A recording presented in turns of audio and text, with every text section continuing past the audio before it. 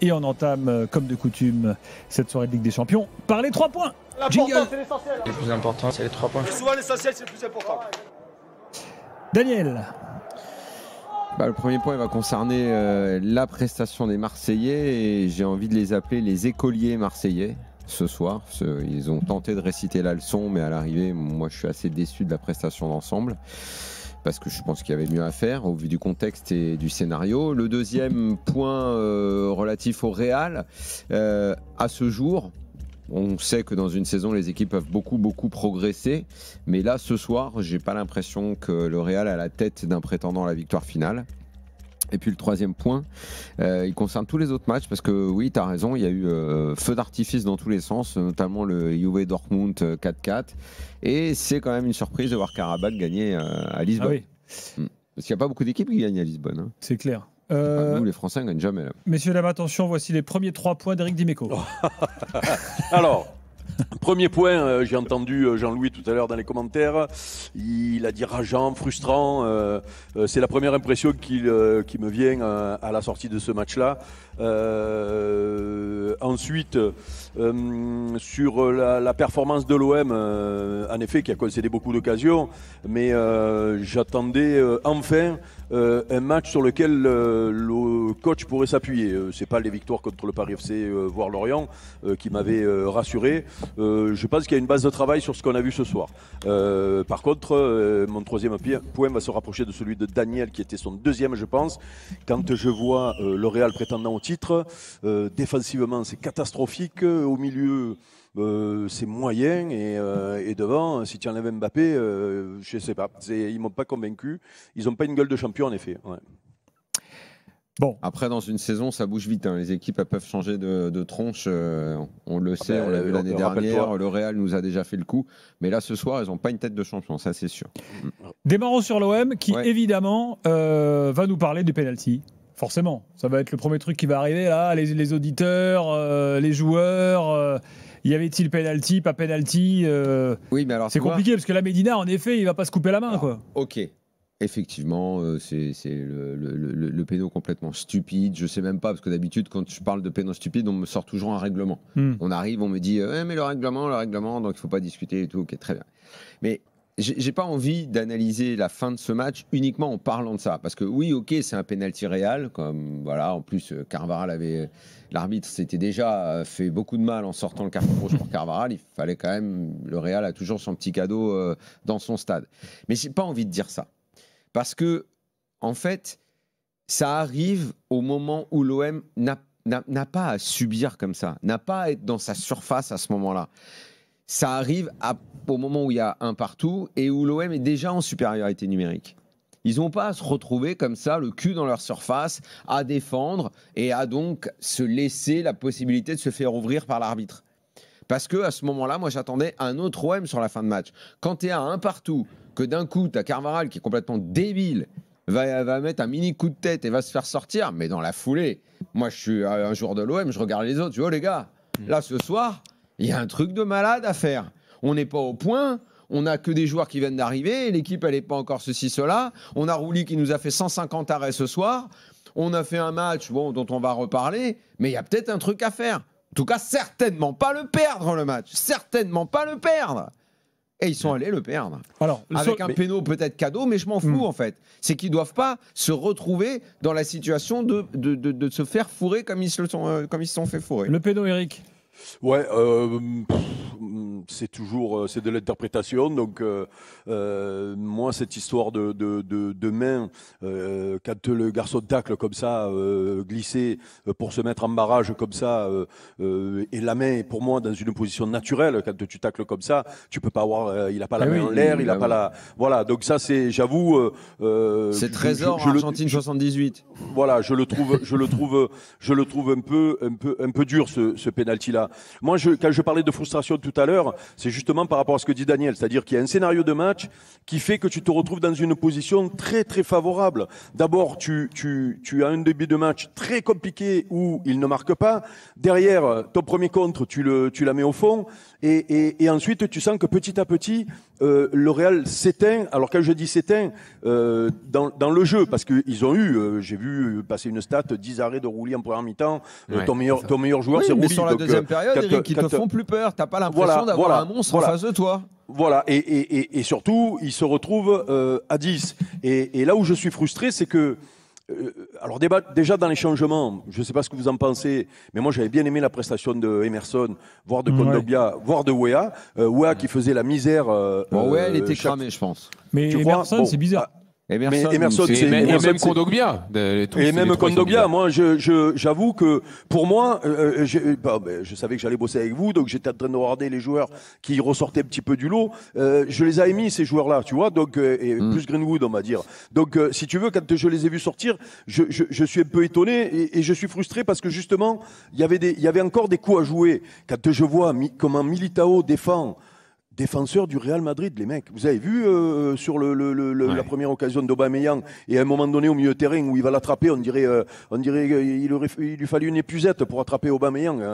Enfin, il y avait des coups à jouer et ces petits ballons qu'on sort derrière tranquillement, c'est bien, il n'y a pas de souci, c'est le football actuel. Mais quand tu vois les trous qu'ils ont fait sur les ballons un peu longs dans les intervalles.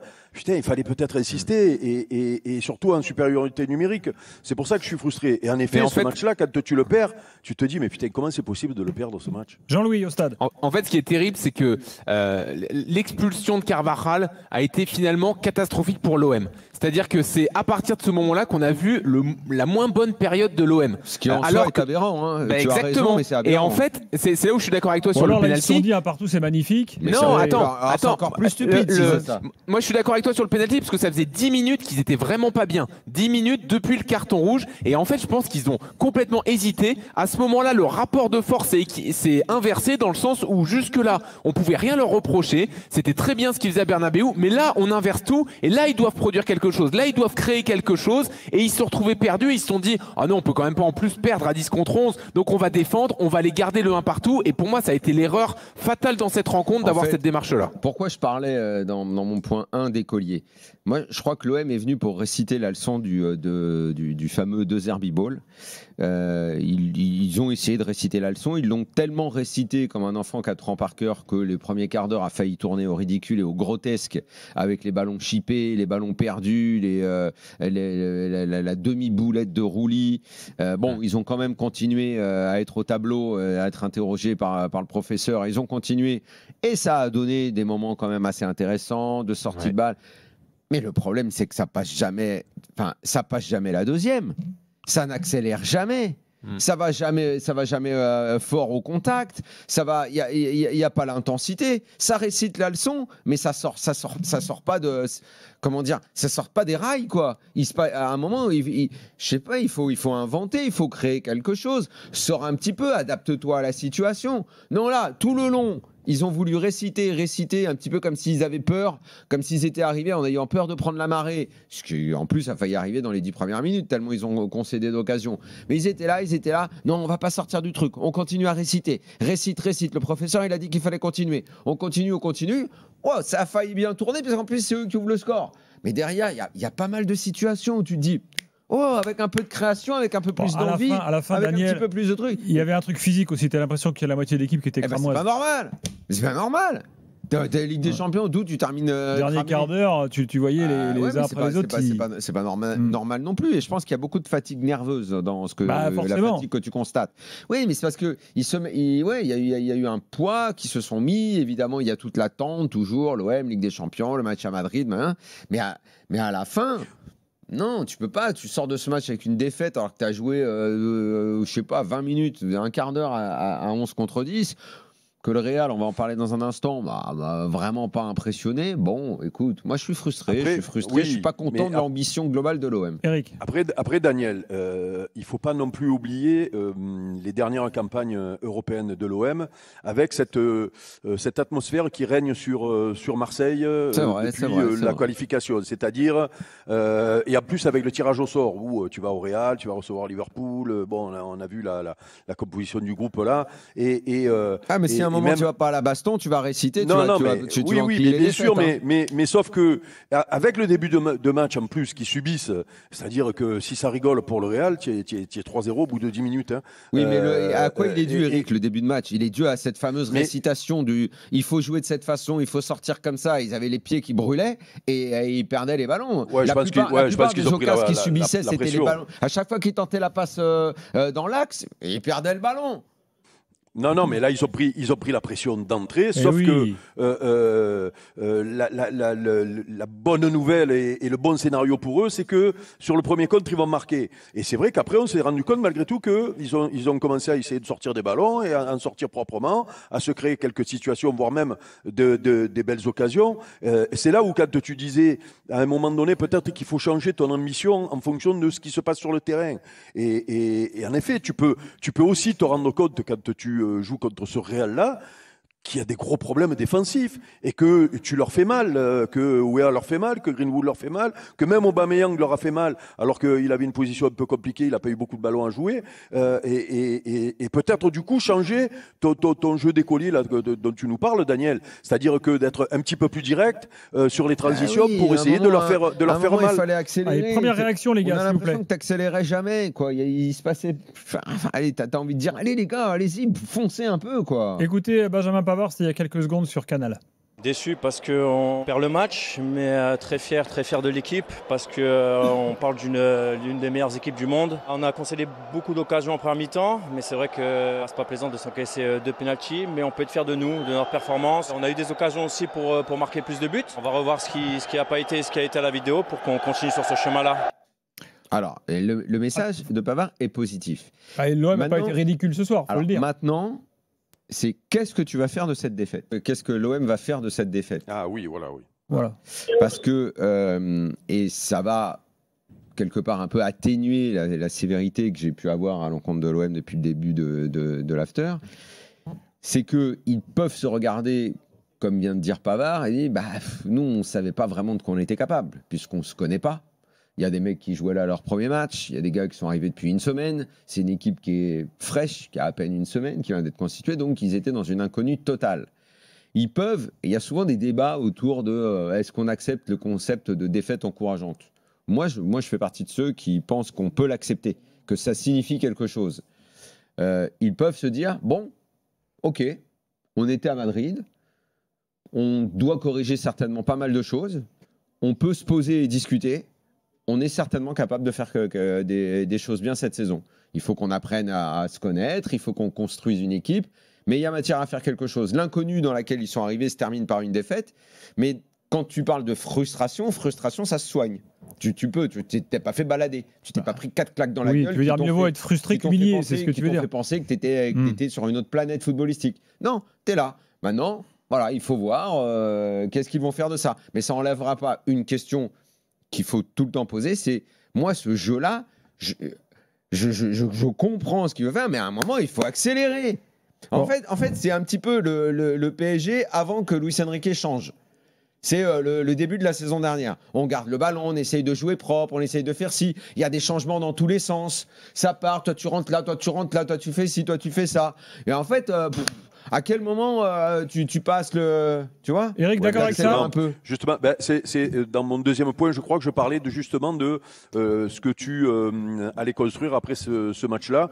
Parce que pour moi, depuis le début de la saison, je n'avais pas vu les 2 victoires, je le disais, contre le Paris FC et Lorient, pour moi, n'étaient pas significatives. Encore moins la dernière, puisque tu joues à 11 contre 10 pendant presque tout le match, contre une équipe qui va être en grande difficulté toute la saison. Donc, si tu veux, quand tu sors d'un match comme ça, allez, on met de côté la frustration, mais moi, ce que j'ai envie de retenir, c'est une équipe où tu as changé pratiquement 2 tiers des joueurs qui étaient sur le terrain ce soir. C'est-à-dire une équipe expérimentale, on peut dire, avec beaucoup de progrès collectifs à faire.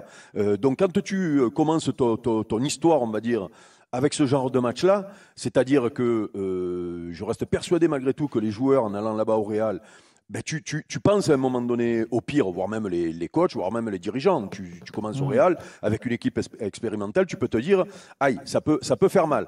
À l'arrivée, tu fais presque le nul, tu les gênes. Oui, tu as des défauts défensifs que tu pourras gommer peut-être avec l'habitude de jouer ensemble derrière, l'entrée d'Aguerd peut-être. Mais en tout cas, tu peux construire là-dessus. Ensuite, par rapport à ce que dit Daniel sur ce jeu qui peut être ennuyeux des fois, pour jouer ce jeu-là, il faut avoir des garçons devant qui sont capables de faire des grosses différences. Voilà, c'est pas pour rien que c'est souvent les grandes équipes avec des grands joueurs qui jouent comme ça. Alors tout le monde veut jouer comme eux, sauf que eux, ils ont les Yamal, ils ont quand c'était City, des Mahrez, des Foden, des De Bruyne et des mecs au milieu surtout qui ont un volume énorme. Ça va quand même plus vite, Eric. Ça va plus vite, là, ça va pas vite quoi, Marseille là. Et puis Aubameyang, il faut en parler. Ce soir, moi, je trouve qu'il fait pas un bon match. Les deux occasions qui se créent, une des deux doit aller dedans. Au moins cadré. La frappe, elle est cadrée. C'est même celle qui est sur le côté. Oui, celle-là. Il est sur la droite. Il a mis seul face au Il y gardien. en a une sur Courtois. Courtois la sort et tout, mais bon, il lui frappe un peu dessus quand même. Quoi. Jean-Louis, tu dis quoi là sur cette capitalisation sur la défaite là? Moi, je sais pas parce que en fait, il y a eu plusieurs périodes dans le match et dans ces périodes-là, bah, les points faibles de l'OM me sautent aux yeux. C'est-à-dire que tu as la première mi-temps qui est complètement folle où t'as jamais été aussi dangereux qu'en première période, mais en même temps, tu concèdes 11 tirs cadrés. Donc, il y a un problème quand même. C'est pas possible de construire sur cette première période, par exemple. Il rectifie. En deuxième période, ça va mieux jusqu'à l'expulsion. Mais à l'arrivée, cette bonne période, t'as le ballon, tu joues un peu à la baballe et tu te procures pas d'occasion. Donc en fait, sur quoi tu te bases, hormis de dire, bon bah on n'a pas été ridicule à Madrid dans le jeu pour construire pour plus tard. C'est pas ça, Jean-Louis, c'est que t'as l'impression que les trucs à pas refaire et à faire, ça.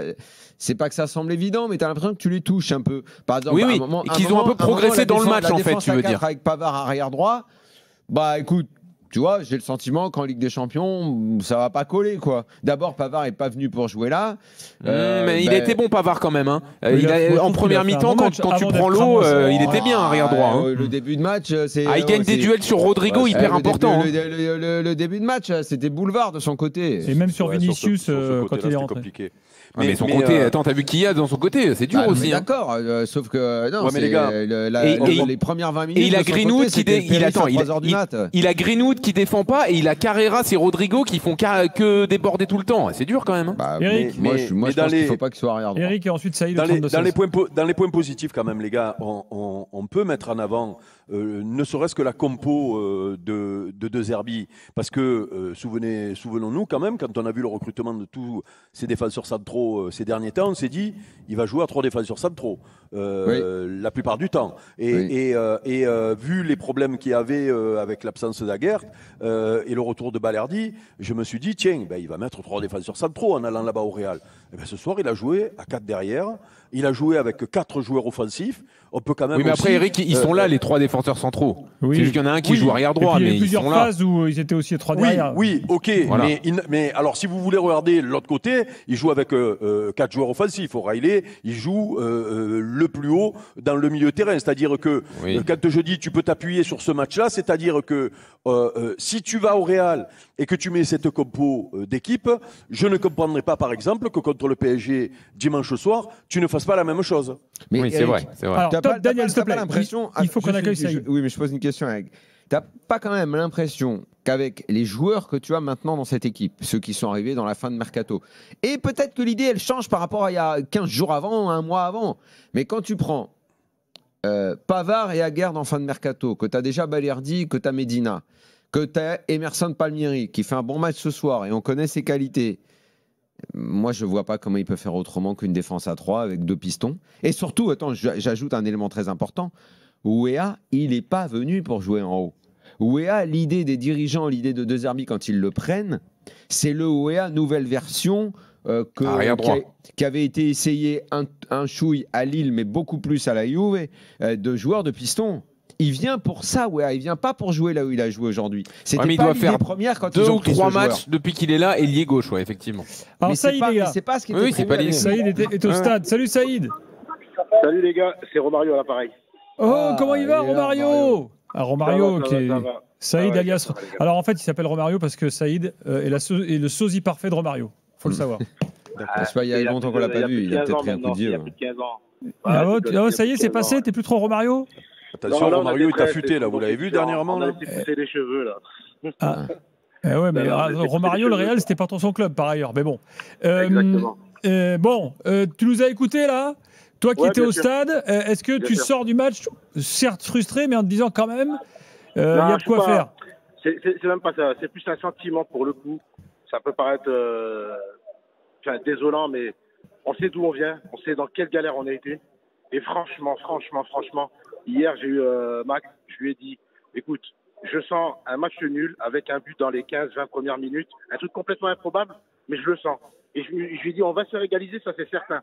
Et je dis, mais si on fait un match nul, je te jure que je signe pour un match nul pour avoir au moins un point contre le Real, parce que ça en dirait très très long sur l'état d'esprit de l'OM. Et de se dire que pour une fois, on serait capable de tenir la dragée haute à notre petit niveau, avec nos moyens qui sont les nôtres par rapport à une équipe qui a gagné 15 Ligues des Champions, qui est dans le dernier carré, etc. etc.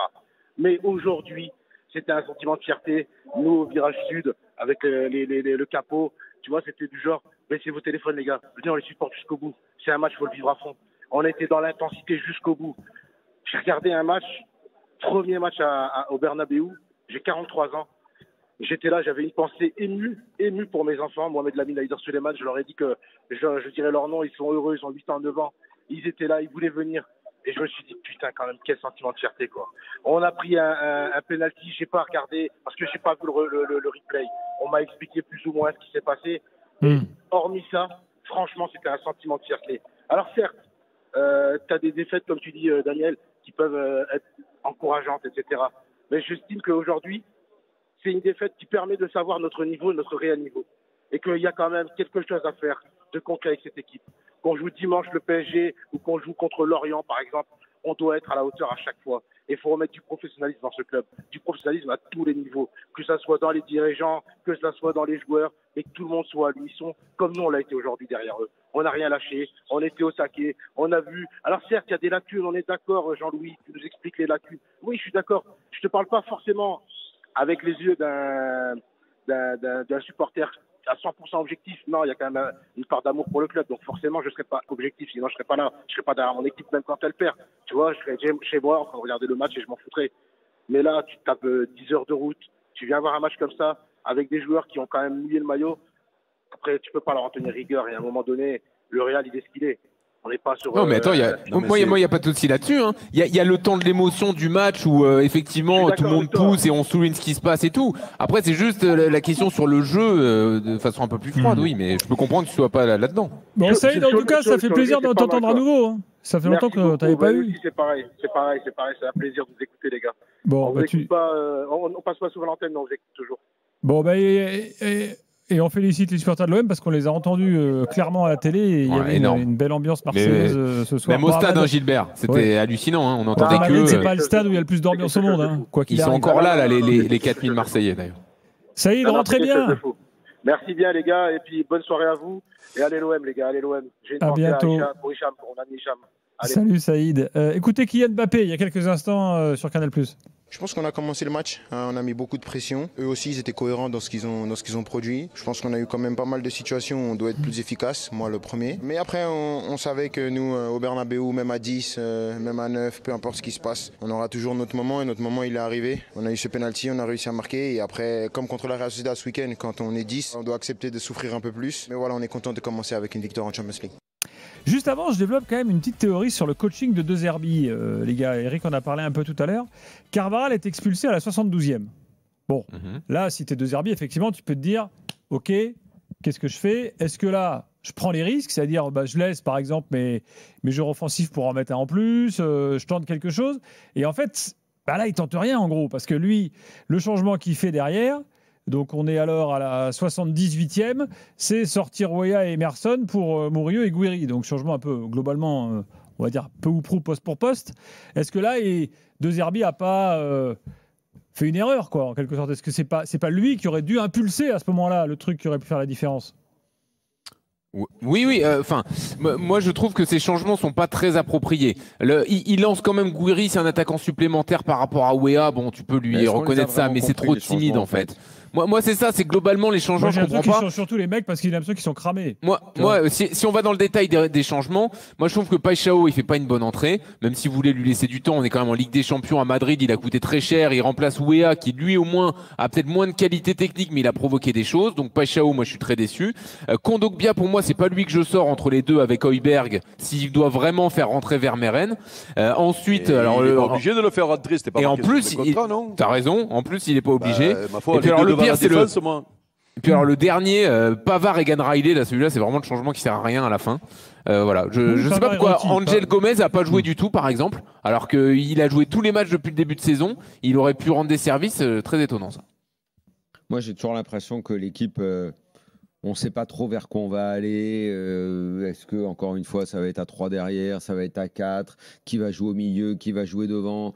L'impression que, effectivement, la fin de mercato agité a donné une sorte de page sur laquelle il griffonne de Zerbi. Et en plus, à côté de ça, outre les noms, il faut qu'il mette dans la tête un petit peu ses principes de jeu. Principes de jeu que, de toute façon, moi, je trouve un peu limités. Si tu ne sors pas de la leçon. Pour moi, tu vas nulle part. Je trouve qu'il y a à la fois, j'ai envie de dire, de l'espoir, parce que je pense honnêtement qu'il y a des vrais joueurs de qualité dans cette équipe, que parfois les phases de jeu, elles sont très intéressantes. Quand ils arrivent à sortir les ballons, quand la récitation, elle colle, quand l'écolier, il arrive et il fait le poème par cœur, là, bah, ça peut donner des super occasions, même si ce qui a été dangereux dans l'OM ce soir, c'est pas venu de la récitation du poème. L'action du but, c'est pas ça. L'action de. D'ailleurs, l'action du but, on n'en a pas parlé. Appel de balle exceptionnel de Timothy Weah. Si, c'est les ratés de la récitation. Ah non, tu parles des occasions concédées ou obtenues? Non, les occasions obtenues, elles sont pas venues de la récitation. Et il y a un ballon récupéré par souvent sur les ballons piqués, Daniel. Sur une défense foireuse de Militao. Il y a, tu vois, c'est une phase de transition quand le ballon arrive jusqu'à Weah pour le but. Idem quand il met sa frappe au début de la partie, là où elle est bien d'ailleurs, sa frappe à Weah. Donc, c'est pas venu, tu vois, il faudrait mettre des éléments supplémentaires en fait dans le De Zerbi Ball. Mais je te dis, on en revient. Alors, le PSG a considérablement évolué quand ils ont accepté la transition et quand ils ont accepté d'utiliser les forces des joueurs qu'ils avaient. Et on peut pas être monothème dans le football d'aujourd'hui. Tu peux pas être monothème. Tu les as, ces joueurs-là, en plus de transition, qui peuvent sur la vitesse. Et d'ailleurs, ce soir, c'est souvent quand tu piques des ballons ou quand tu es en attaque rapide que tu te crées les occasions. Donc, ils les ont. De toute façon, c'est le football d'aujourd'hui, Eric. Tu le veuilles ou non, c'est là-dessus que ça se joue aujourd'hui. C'est ça. Mais pour revenir sur les changements, alors bon, je suis peut-être basique, mais pour moi, quand un joueur fait un bon match, voire un très bon match, même s'il est un peu fatigué, tu sais quand tu es sur le terrain que tu fais un bon match dans ces conditions-là, tu le sais, un Kondogbia, il le sait qu'il est bien. Il le sait à un moment donné que il a pris la mesure, que il a fait une erreur sur le penalty et le début de match a été compliqué, mais à un moment donné, dans le milieu de terrain, ils ont commencé à être un petit peu plus à l'aise pour sortir les ballons. Il a coupé beaucoup de liaisons. Donc le mec, il le sait, et surtout c'est des joueurs d'expérience. Le Emerson, c'est pareil. Donc même s'il est un peu moins bien, pourquoi tu vas sortir un garçon qui est en train de faire un bon match, voire un très bon match, même s'il est un petit peu émoussé, pour faire rentrer un jeune qui va rentrer dans un chaudron où il ne va pas avoir droit à l'erreur sur ses premiers ballons. C'est ça que moi que je ne comprends pas. Parce que je le répète, même si Kondogbia, Weah et Emerson, pour moi, sont des satisfactions du match de ce soir. Et les voir sortir, pour moi, quand je les vois sortir, j'ai dit aïe aïe aïe. Tu as fait la bêtise que tu vas payer à un moment donné. Bon, je ne pensais pas que ce donc ça donne quoi, Eric, au final, avec tout ce qu'on dit? C'est qu'on a vu des choses qui nous semblent intéressantes, on a vu des choses qu'on ne comprend pas, on a vu des choses moins bonnes. C'est un peu un gros brouillon, finalement, l'OM ce soir. Oui, mais après, c'est normal aussi, Daniel, vu le nombre de changements qu'il y a eu ces derniers temps, cette compo-là. C'est normal, j'en ai parlé 3 fois déjà de ce problème-là. Non, mais c'est pour ça que tu peux, Daniel, tu peux aussi te dire que tu récupères un garçon comme Pavard, qui est quand même un joueur qui va te faire monter le niveau défensif de l'OM, alors que c'était un des gros points faibles.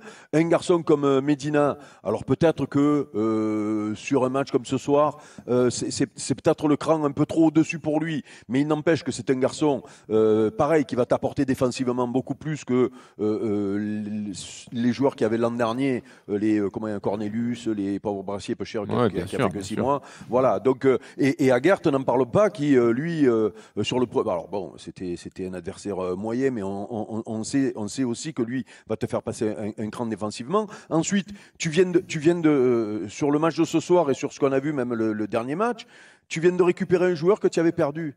Kondogbia au milieu de terrain, tu l'avais perdu au milieu de terrain, Kondogbia. Il jouait derrière parce qu'il avait décrété qu'il ne pouvait plus jouer au milieu de terrain. Mais sur un match comme ce soir, tu penses pas que Kondogbia il peut rentrer dans le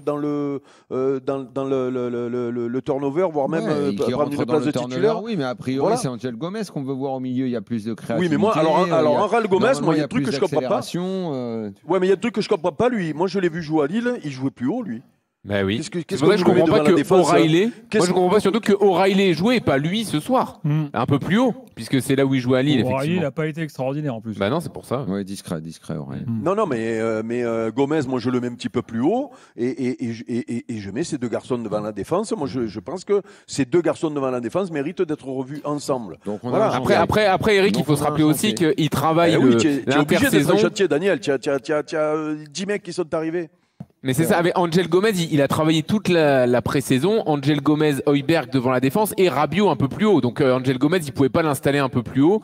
Et du coup, après, il a adapté son truc avec tout ce qui s'est passé. Mais c'est pour ça qu'Angel Gomez, on l'a jamais vu plus haut encore. Yacine est avec nous au 32-16. Yacine, bonsoir.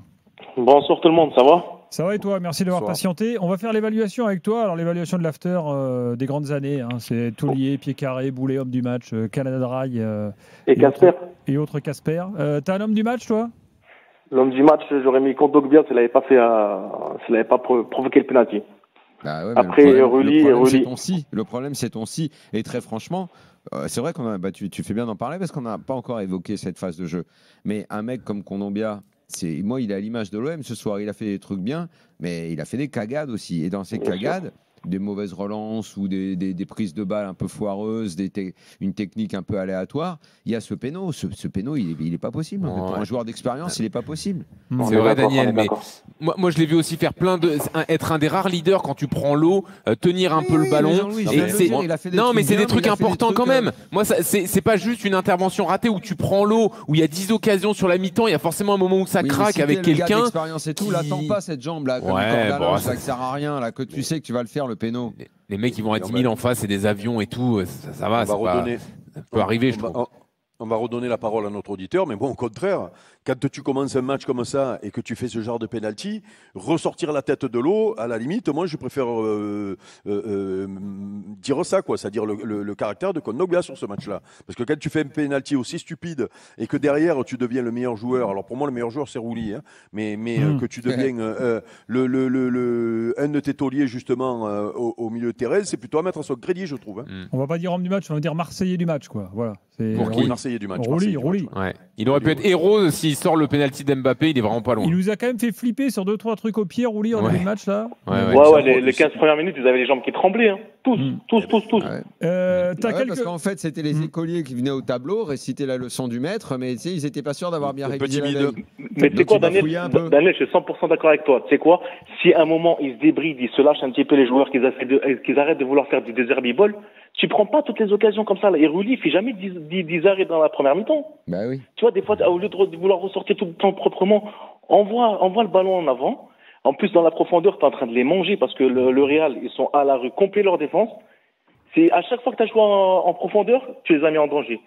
Mais quand tu tricotes trop, c'est pas bon. Tu peux essayer de sortir propre, ça c'est très important de nos jours. Bien sûr. Mais tu dois avoir le moyen aussi de jouer autrement. Il faut de la variable, bien sûr. Il n'y a pas de Zerbi en conf, Gilbert, là? T'as pas cette info? Non, pas encore. On a l'image, il n'est pas encore là. Ah ok, parce que j'ai une image moi, il vient de s'installer, mais bon, on a un décalage horaire, je pense. Il s'est installé, bien joué Jean-Louis. Alors, il vient d'arriver. Donc, dans ton évaluation, tu avais quoi déjà de l'époque de Gilbert? Taulier, Pied Carré, Boulet, Casper, Canada Dry. Je te laisse réfléchir, on va écouter De Zerbi pour sa première réaction. Merci. si on l'entend. Daniel, tu peux traduire? No, sono dispiaciuto perché potevamo fare il risultato pieno anche. Je suis déçu parce qu'on pouvait faire un meilleur résultat. Allora, la mia squadra è una squadra di tanti giocatori anche nuovi. Donc mon équipe est composée de E joueurs quindi qui sont so neufs, qui benissimo viennent che non è d'arriver, facile trovare subito le connessioni tra giocatori, le connessioni con l'idea di gioco. Penso che però avremmo potuto fare qualcosa di più, ma l'ho detto anche ai giocatori, ma questo no per criticare, anzi io adoro i miei giocatori e li difenderò sempre, però per le qualità che hanno loro credo che siamo entrati in campo un po' troppo paurosi, un po' troppo timidi all'inizio di partita. Poi dopo ci siamo sciolti un po', abbiamo giocato meglio e la cosa che mi dispiace molto è dopo l'espulsione di Carvajal non aver alzato di 20-30 metri un po' con la voglia di andare a cercare di vincere la partita, no? Perché poi alla fine oggi è il 16 settembre, la stagione dura fino a maggio, se vogliamo fare qualcosa in più quello era il... Si on veut faire quelque chose de plus cette saison, dans cette saison qui est longue, qui démarre maintenant, qui se finira en mai, il va falloir absolument qu'on progresse sur ce secteur-là. Il faut qu'on aille plus haut sur le terrain, aller chercher et gagner les matchs. Mi è dispiaciuto. Ça m'a déçu. Detto questo, sono orgoglioso della squadra perché ha fatto. Maintenant, une fois que j'ai dit tout ça, je suis assez orgueilleux, assez fier de mon équipe quand même. Et je répète, avec tous les nouveaux joueurs qui viennent d'arriver, c'est pas simple de sortir un jeu d'équipe. Da meno di una settimana con con noi. noi. Je cite les joueurs qui viennent d'arriver, cose positive. Tout ça. Il rigore per me è vergognoso. Et le penalty, c'est une honte. Rigore non c'era. Le deuxième penalty n'y est pas, c'est une honte. Mi dispiace. Et ça me déçoit beaucoup. Bon, voilà. Bon, en gros, il dit un peu ce qu'on dit sur ce que j'allais dire. Sur ça, les joueurs qui viennent d'arriver et le fait que. Alors, là, en revanche, Jean-Louis Eric, je ne sais pas ce que vous en pensez, mais quand il dit à la fin, oui, j'aurais aimé qu'on aille plus haut, qu'on aille chercher le match et qu'on soit en gros plus entreprenant. Alors quoi? Il l'a demandé, il l'a pas demandé Oui, il y a un problème quelque part. Parce que là, il est d'accord avec nous finalement. Oui, non, mais bien sûr qu'il est d'accord avec nous. Après, quand il dit chercher plus haut, c'est peut-être aussi défensivement de pas trop reculer, de pas trop subir et d'aller un petit peu plus haut. Oui, c'est ça en fait, c'est ça qu'il dit. Voilà, sauf que ça s'improvise pas avec 6 nouveaux mecs sur le terrain, tu vois. C'est-à-dire que ça se travaille, ça, le pressing, ou en tout cas la défense en bloc. C'est pour ça que j'ai voulu parler de défaites dont on peut faire quelque chose de positif. Bon alors Eric, est-ce qu'il y a des joueurs qu'on n'a pas cités là que tu voulais citer en bien, en mal, parmi les Marseillais qui étaient sur le terrain ce soir? Tu as le Casper, O'Reilly, là c'est vrai qu'on a mis un moment à le voir, hein, si on a pu le voir, j'avoue que j'ai trouvé son utilité. Et puis quand même je voudrais insister, c'est du côté du Real, là, Militao, je l'ai trouvé, la défense centrale du Real, je l'ai trouvé catastrophique moi. Je ne vois pas comment tu peux aller loin avec une défense centrale comme ça. Voilà, après je l'ai dit, Palmieri, moi j'ai aimé. Et vous avez pensé quoi du match de Greenwood? Il s'est fait au fur et à mesure du match. Ouais, moi je l'ai trouvé très bien. Une bonne partie du match, c'est lui qui fait le pressing pour le but de Weah. Je trouve que dans ses courses, il en a fait plus que d'habitude. Par contre, au moment où tu l'attends, dans les 20 dernières minutes, là par contre, c'est disparition totale. Exactement. Il a un ballon à jouer de voler là où il doit être méchant et il doit rentrer dans le truc. Là, le corps en arrière, il fait un plat du pied en l'air. Là, c'est vrai que mais malgré tout, je l'ai trouvé pas mal. Ce mec. Je sais pas s'il est pas fait comme ça, ce joueur. Quoi, faible contre les forts et fort contre les faibles? Un peu de ça, un peu d'intermittence, un peu. Non, mais c'est un intermittent, Daniel. Moi, j'ai l'impression. À l'intérieur d'un match et à l'intérieur d'une saison, c'est un intermittent. C'est-à-dire que dans un match, il peut disparaître. On dirait qu'il n'est même pas connecté avec les autres, quoi. C'est un peu comme s'il était un peu dans son monde à lui, un peu. Alors quand ça va bien tourner, bah oui, tu sais que c'est son pied, il peut se passer plein de choses et sortir plein de choses de son pied. Mais bon, c'est quand, c'est comment, qu'est-ce qu'il fait dans le collectif? Je sais pas, c'est bizarre. Ce joueur me laisse tout le temps. Bon, on a quand même une révélation dans un sens, c'est Weah. C'est le meilleur match de Weah avec l'OM. Ouais. Ouais, pas mal, je suis d'accord. Bien. De toute façon, Weah, son attitude, elle a toujours été irréprochable. Sur un terrain, depuis qu'on le connaît, c'est toujours un mec qui se bat, attitude exemplaire, mais après, ce soir, il met un but. Mais c'est pas un crack. En fait, c'était le joueur de profondeur dont tu as besoin dans ce style de jeu et que tu vois beaucoup. D'accord, mais moi, je répète encore une fois que ce gars-là est venu parce que des coachs ont commencé à voir chez lui une reconversion possible. Non mais ça c'est vrai Daniel, mais là on commente le match qu'on a vu où il a joué ailier gauche, tu vois. Mais non mais justement, et où il a été intéressant. Mais parce que maintenant il n'est pas tout neuf, c'est un joueur qu'on connaît maintenant depuis plusieurs années. Parce que ses stats indiquent qu'il est trop faible dans une position haute sur le terrain, c'est-à-dire ce qu'il était à la base, un AG ou un AD, comme on dit dans les jeux vidéo. Certains se sont dit, tiens, ce gars-là en piston, dans une défense à 3, il y a peut-être matière à faire quelque chose parce qu'il court, parce que c'est un mec qui a une attitude formidable. Bon, et là, je sais plus, parce qu'il est venu pour ça à l'OM. Et là, ce soir, vous êtes en train de me dire, ouais, mais il n'avait pas été mal en AG. Oui. Ouais, mais est-ce que ça va durer? Est-ce qu'on va pas encore retenter de le faire jouer là parce que ce soir il a été bon et puis qu'il va te décevoir surtout le prochain match parce qu'il ne fera pas la diff, parce qu'il ne marquera pas assez, tu vois?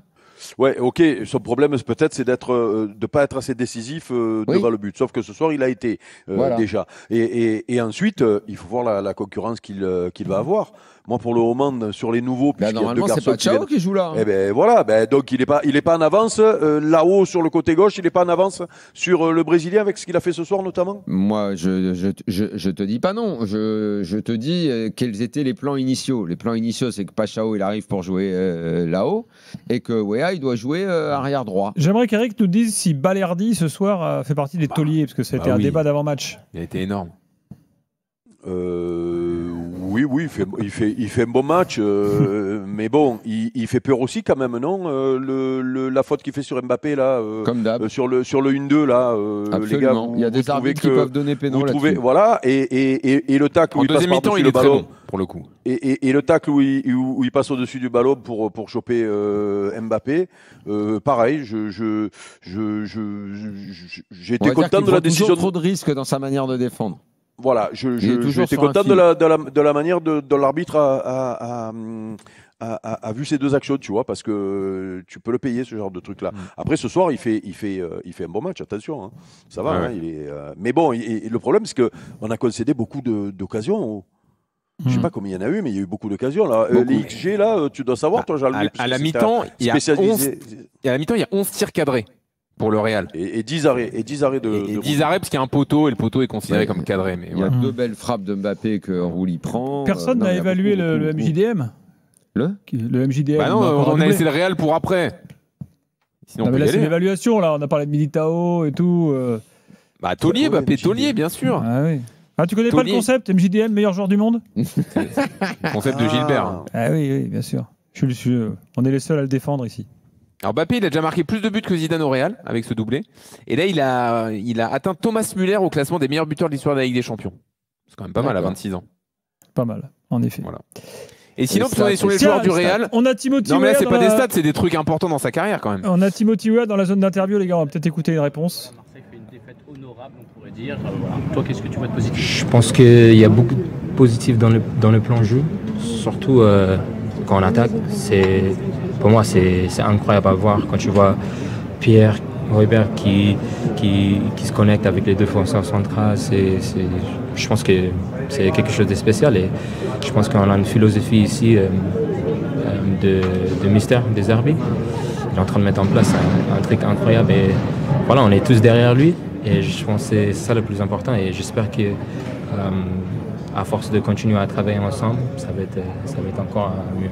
C'était quoi la mentalité dans le vestiaire à la fin du match? Est-ce que vous dites quand même que vous pouvez aller embêter des grosses équipes dans cette Ligue des Champions? Comme je dis, c'est une équipe qui veut gagner et je pense que voilà, dans le vestiaire on est tous tristes parce qu'on veut gagner, mais on sait que voilà, après ce soir, on sait qu'on a les joueurs, on a de la qualité pour aller chercher des résultats contre plein d'équipes et voilà, on a peur de personne. Je pense que quand tu joues à Marseille, c'est quelque chose de très spécial. Et on fait tout pour la ville, pour les supporters et pour le club. Donc on va tous donner pour les prochains matchs. Voilà, Timothy Weah qui parle mieux français que son père. Bah écoute, après Pavard, un deuxième qu'on entend et qui a envie d'être positif sur la soirée. Moi, si eux ont envie d'être positifs, il n'y a pas de raison qu'on ne le soit pas. On peut être déçu. J'ai trouvé que De Zerbi était plus comme nous que les joueurs. Les joueurs ont l'air de dire on adhère, on va continuer. Bah alors montrez-nous dans 15 jours sur la deuxième journée. C'est quoi la deuxième journée de l'OM Marseille-Ajax. Ouais, bah là, là, pour le coup, c'est. Concurrent direct. Là, il faut absolument prendre les 3 points. Si tu n'as pas les 3 points là, ça va commencer à sentir le pourri un peu. Eric, avant de te quitter, j'ai un truc, je ne sais pas si ça va t'interpeller ou pas. L'OM n'avait qu'un Français sur le terrain ce soir, au moment du début du match. Là, c'est la première fois dans l'histoire de l'OM en C1. Qu'il y en avait qu'un ? Qu'il y en avait qu'un. Ah bon. On s'en fout, c'est le foot d'aujourd'hui. Là, carrément, ouais. D'accord. Qu'est-ce que tu veux faire, ouais. Après, quand même, Pierre-Emerick Aubameyang, il est français quand même. Hein. Oui, il est franco-gabonais, voilà. Oui, mais bon, il est né en France. Oui, c'est vrai qu'on prend toujours en considération la nationalité sportive. La nationalité sportive, mais il est français. Et Hochberg, il est à moitié français aussi. Quelque part. Voilà. Et dites-moi, Carreras, hyper actif, arrière gauche, les cheveux mi-longs, il n'y avait pas du Eric Dimeco là-dedans? En tout cas, c'est un très bon arrière gauche. Il est pas mal. C'est pas le gros problème de la défense du Real, ce garçon. Les problèmes sont ailleurs, hein, parce que Alexander Arnold qui est vite sorti, c'est pas non plus assurance tout risque derrière. Et même, je veux pas être médisant et lui porter la guigne, mais ça peut sentir le transfert complètement foiré à Madrid. Hein. Ça peut faire. Et moi, je voulais ajouter Huysen, on adore ses relances, mais défensivement, il y a quand même des mecs incroyables aussi. Catastrophique, les deux Dallax. C'est catastrophique, Jean-Louis. Eric, merci beaucoup. On te retrouve donc le soir de Marseille-Ajax dans quelques jours. Je crois que c'est dans Viens avec les 3 points, Eric, parce que sinon, ça va pas passer. Hein. Le 30 septembre. De quoi J'ai dit ce soir-là, viens avec les 3 points, sinon, ça va pas passer. Les 3 points pour l'OM, pas les 3 points. Les 3 points pour l'OM. Putain, je suis en train de me dire, j'ai dit une bêtise dans les 3 points, j'ai pas compris le concept. Viens avec les 3 points de la victoire. Oui, il vaut mieux parce que sinon, ça va être une souffrance ça va encore. sentir mauvais. Jean-Louis, merci également. Allez, ciao. À très vite. Nous, on continue avec les drôles de dames, les autres matchs du jour. Je crois qu'il va au resto à minuit, là, à Madrid. Bah, c'est encore ouvert. Tu peux manger jusqu'à 2h, 2h30. Oui, c'est resto direct. Commence. Hein là, je vais voir. La soirée commence à Madrid à minuit. Voilà. Il est capable de faire tomber une entrecôte à minuit et demi. Hein. Si elle tombe dans l'assiette, là, je vais pas dire non. Et Edgar Groslo qui lui est au stade à Madrid en attente parce que Mehdi Bellatia devrait venir au micro dans quelques instants. Edgar, salut. Salut Gilbert, salut tout le monde. Effectivement, il va arriver d'ici quelques secondes, quelques minutes à notre micro. Très bien. Bah tiens, en attendant, dis-nous un peu ce qui se dit là côté Real après le match de ce soir. Bon, t'imagines bien qu'on parle d'arbitrage, hein, comme souvent ici. Il parle de quoi Il dit c'est bien, on a des cadeaux. Ils disent qu'il n'y avait pas rouge. Oui, ils posent la question. En tout cas, là, on a eu Valverde en zone mixte. Il y a eu la moitié des questions qui étaient sur le rouge de Dani Carvajal. Au Real, on se dit qu'il y a un doute sur il fallait donner carton rouge ou pas à Carvajal. En tout cas, c'est un sujet. Sur l'arbitrage, ils sont malades depuis longtemps. Dont parlent les journalistes. Malades dans ce club. Hein. Mais c'est une obsession. Pour vous dire, la conférence de presse de Xabi Alonso hier, donc avant un match de Ligue des Champions face à Marseille, il y a eu, je pense, 4 questions sur les polémiques d'arbitrage de la Real Sociedad en Liga. Donc c'est un sujet qui prend 50% de la conversation. Mais ceci étant dit, Dani Carvajal qui avait le brassard, qui a 33 ans, qui a 6 Ligues des Champions, qui a toute l'expérience du monde, de prendre ce carton rouge-là, c'est quand même très surprenant, c'est quand même assez lunaire. Et ça aussi, il y a des journalistes espagnols qui ne le comprennent pas. Qui pensent que Rulli en est ajouté, c'est une chose, mais le geste de Carvajal, de toute façon, il est là. Et ça, ils le comprennent pas tous. Et maintenant, sinon, ce qui se dit sur ce match-là en Espagne, c'est surtout qu'on a senti, je pense que plus que jamais ce soir, que ce Real-là n'était pas encore complètement prêt, était encore en construction, et on a vu 20 premières minutes où vraiment ils ont tout fait très très bien, même s'ils n'ont pas réussi à terminer, et derrière en fait ils n'arrivent pas à avoir la régularité sur tout le match, on les sent un petit peu s'effacer au fil du match, et on retrouve des travers qu'il y avait forcément l'année dernière aussi, où ils n'étaient pas tout le temps capables de faire 90 minutes, notamment en Ligue des Champions, et où ils passaient à travers d'une partie de leur match. Aujourd'hui, ce qui se dit aussi dans la presse espagnole, c'est que ce sont des survivants d'une nouvelle fois un carton rouge, même s'ils ont eu 2 pénaltys dans leur sens. Ça fait plusieurs fois cette saison qu'ils sont en infériorité numérique et ils ont réussi à s'emporter. Mehdi Bellatia arrive. Très bien, s'il arrive, on va écouter ses premières réactions là, et ensuite on passera bien sûr aux autres matchs du soir. C'est parti. rivaliser.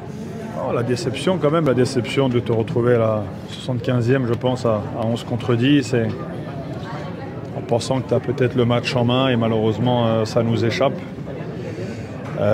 Déception aussi, comme j'ai dit, malgré les nombreuses situations que s'est créé le Real de Madrid, de subir un penalty comme ça. C'est un petit peu dur. Je ne veux pas dire que c'est un penalty imaginable parce qu'on voit qu'il y a un contact de la main, mais le joueur il tacle, il joue le ballon. On voit bien qu'il joue que le ballon et en étant par terre, il a le ballon qui lui touche un petit peu la main, ça me semble très sévère. Après, je peux me tromper, mais c'est vrai que perdre comme ça, c'est un petit peu rageant. Et pour les regrets, comme j'ai dit, peut-être les 30 premières minutes où on les a un petit peu, je pense, un petit peu regardés, on a un petit peu subi j'ai dit avant, le fameux syndrome de Bernabéu. On a été un petit peu sonné et on n'arrivait pas à ressortir le ballon, ce qu'on a réussi à faire en fin de première mi-temps et on s'est retrouvé devant le gardien. Ou aussi en deuxième, où ça s'est un petit peu plus équilibré. Donc il y a beaucoup de bonnes choses à garder, mais forcément un petit peu de regret au vu du résultat. Qu'est-ce qu'on dit aux joueurs après un match comme ça pour qu'ils se remettent tout de suite dedans, qu'ils retiennent le positif et qu'ils repartent de l'avant sur les prochains matchs de Ligue des Champions? Pour moi, de lever la tête, c'est la première chose que je leur ai demandé, de lever la tête bien haute, parce que aujourd'hui tu es venu avec un groupe où sur les 11, tu avais 6 nouveaux. Donc des joueurs qui sont comme Ben Pavard, par exemple, arrivés sur la fin, O'Reilly qui sont arrivés très tard, Vermeeren, etc. Donc on le savait forcément, mais c'est bien de jouer le Real maintenant, parce que je pense que le Real de maintenant sera peut-être moins fort aussi que dans 2 ou 3 mois, avec les idées de Xabi, avec tout ce qu'ils vont créer ensemble. Et voilà, je pense qu'on n'a pas démérité. Moi, si je suis dans la peau d'un supporter, honnêtement, je suis quand même fier de mon équipe, fier de ce qu'ils ont donné. Les joueurs ont beaucoup couru, ils ont tout donné. On a eu des situations aussi où on aurait pu peut-être marquer un peu plus. Après voilà, il y a comme j'ai dit, beaucoup de fierté quand même de ce qu'on a montré. Et on sait que, en tout cas pour la suite, pour moi, c'est de bon augure. Justement, Mehdi, tu parlais voilà pour Mehdi Benatia qui rejoint à peu près ce qu'a dit l'after depuis le début du match. Il aurait pu pousser un coup de gueule sur le penalty, il ne l'a pas fait. C'est plutôt classe. Plutôt voilà. Oui. Je crois qu'on a tous vu que c'était un penalty cadeau. Quoi. Je pense qu'il n'y a que les supporters. Oui, mais il aurait pu arriver en démarrant par ça. On s'est fait voler, le penalty, etc. Bon, voilà. Mais moi, j'aurais pas été choqué qu'ils le disent. Après, moi, je l'ai dit dès le début. Ce péno, il est absurde. Maintenant, je pense que l'OM ne doit pas se mettre dans les conditions à ce moment-là du match pour que une telle mésaventure leur tombe dessus. Bon, je remercie Edgar, je te laisse aller bosser là, recueillir les réactions et peut-être que tu reviendras un petit peu plus tard. Alors le match totalement dingue du jour, c'était Juventus Borussia Dortmund 4-4. Polo, démarrons par toi parce que le Borussia menait à un moment dans ce match 4-2, ce qui était totalement fou. Ouais. Et ils ont réussi à se faire rejoindre. Alors finalement, qu'est-ce qu'on dit à Dortmund? Est-ce qu'on est dégoûté ou est-ce qu'on se dit que finalement 4-4 à Turin? Déjà, j'ai regardé le match sur des chaînes autrichiennes. Et pour confirmer un petit peu ce que vous dites, vous vous rappelez de Jan Hage Fjørtoft, le Norvégien qui est proche de Haaland et qui a fait une déclaration sur le plateau sur ce qui s'est passé à Madrid, sur le penalty dont vous avez débriefé, et en disant c'est marrant, mais ce match-là, il a lieu à Marseille, contre le Real, il n'y a jamais penalty. Et en fait, tu payes. C'est-à-dire il dit c'est ça le Real en fait quoi. Oui, donc c'est pas donc c'est pas une question de triche ou tout ça, mais en fait tu payes parce que tu es le petit par rapport au Real. Oui, c'est la fameuse soumission. Donc je trouve ça intéressant parce que aussi, des arbitres. Bon, non mais je veux dire c'est pas juste un truc entre la France et l'Espagne quoi, entre le Real et l'équipe française. Ouais, c'est qu'à l'étranger aussi ils en parlent, ils disent voilà quoi. Moi je trouve que tu as raison, c'est comme la façon dont l'arbitre expulse Carvajal. T'as l'impression, il dit viens dans mon salon, on va discuter, je vais t'expliquer pourquoi. Bon, tu vois, en fait. Il regarde 4 fois l'image, alors qu'il est évident que l'image. Il regarde, non, mais même, t'as vu, il le prend à part et tout. Il dit viens voir mon gars et tout. Le type dit non, mais je te promets, j'ai pas fait, machin. Mais lui, carton rouge, il dégage, quoi. Qu'est-ce que t'as besoin d'aller lui expliquer à part et tout? Mais c'est parce que c'est le Real. Parce que c'est le Real. Donc, mais oui, mais bon, ça, c'est la soumission psychologique, on appelle ça.